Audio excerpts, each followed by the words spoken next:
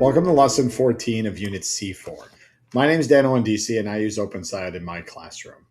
In Lesson 14, students move from designing solutions to evaluating them, receiving peer critique, and reflecting on how to improve their designs using core chemistry concepts. Let's begin by looking at how we've reached this place in our storyline. And in Lesson 13, our students analyze site profiles for specific geographic locations and use stoichiometry to quantitatively model how their proposed solutions would impact pH, carbonate availability, and carbon dioxide levels. Coming into Lesson 14, they have these detailed design solution posters completed. Now our lesson question shifts them into an evaluative mindset, wondering how well these different designs actually address our criteria and constraints, and how peer feedback can help refine them. Let's take a look at the overall structural design of this lesson, which is a 2-day putting pieces together lesson with a prep time of maybe 25 minutes. The planning time will go down as you become more comfortable leading peer and whole class discussions. There are no labs to set up, no devices required, and no videos to cue. You're primarily making copies of a few handouts, organizing stacks of sticky notes, and printing the discussion mapping tool. To help us navigate the 2 days, we can break our story down into 3 distinct chunks. Chunk 1 takes up most of day 1. Students start by summarizing their designs and prioritizing their criteria. The class co-constructs the definition of trade-offs, and then student groups pair up to present their posters to one another, leaving specific, actionable feedback on sticky notes using our peer feedback guidelines. Chunk 3 finishes out day 2. Students conduct a gallery walk to observe how different groups address the problem at various spatial scales and timescales. Then we gather in a scientist circle for a consensus discussion to connect all these localized solutions back to the shared chemical mechanism of the unit. Chunk 3 finishes out day 2. Students conduct a gallery walk to observe how different groups address the problem at various spatial scales and timescales. Then we gather in a scientist circle for a consensus discussion to connect all these localized solutions back to the shared chemical mechanisms of the unit. By the end of this lesson, students come away with 3 core realizations. First, that prioritizing specific engineering criteria always involves navigating trade-offs. Second, that there are multiple valid ways to apply chemistry and earth science to protect oysters. And third, that despite differences in scale or location, every effective solution targets the exact same fundamental chemical processes on our class consensus model. Now let's transition into our key instructional moments of this lesson.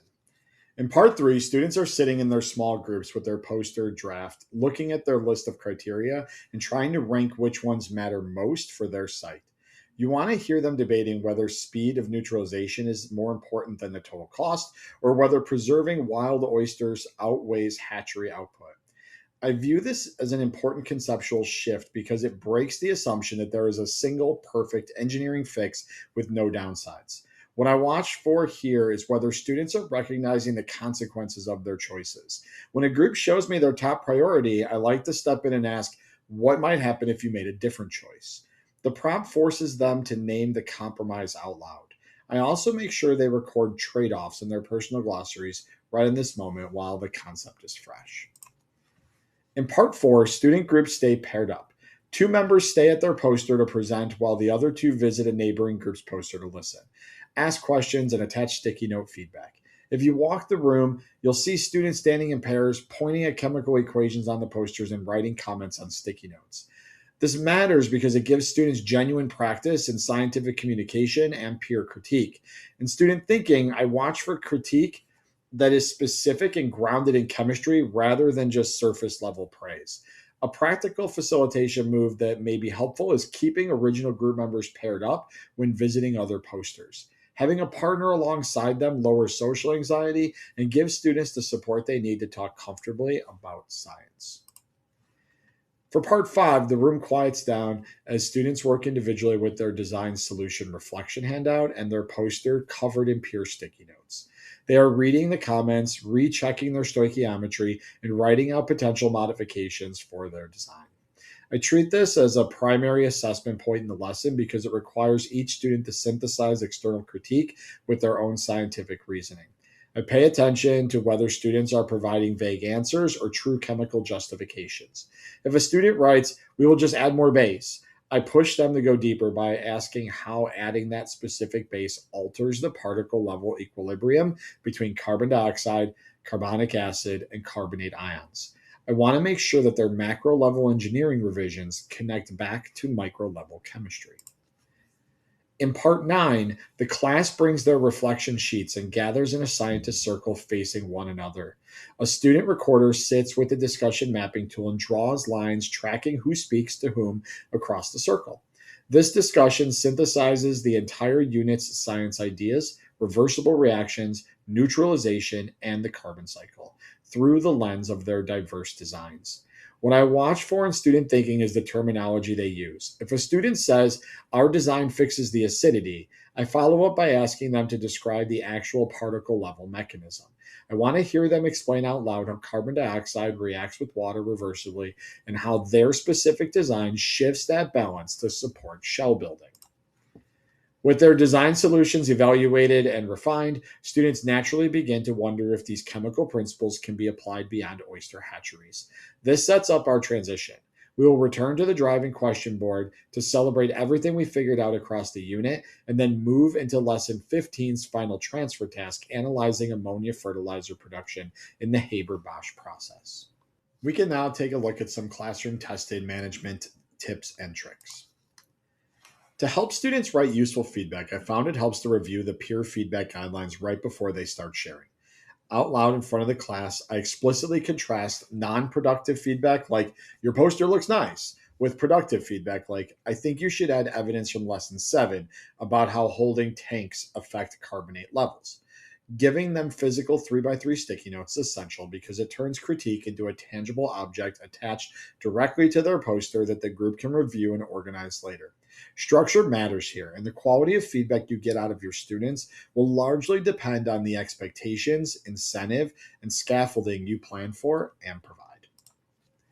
During the day 2 gallery walk, one thing I like to do is explicitly steer students away from trying to pick the best poster.